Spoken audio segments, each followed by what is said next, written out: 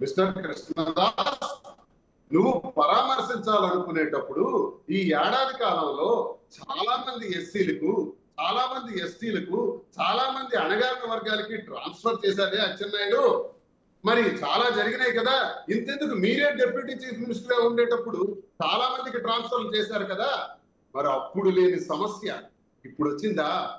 ఈ జిల్లాలో ఏడాదిన్నర కాలంగా ట్రాన్స్ఫర్లు జరుగుతుంటే కనీసం పట్టించుకొని కృష్ణదాస్ ఈ రోజు వైసీపీకి మభ్యపెట్టి జగనన్నకి తప్పుడు సమాచారం ఇచ్చి తప్పుడు సమాచారంతో నువ్వు పరామర్శ చేయించావు కదా. ఇది నేరం కాదా? ఆమె ఒక్కడే ట్రాన్స్ఫర్ అయ్యారా?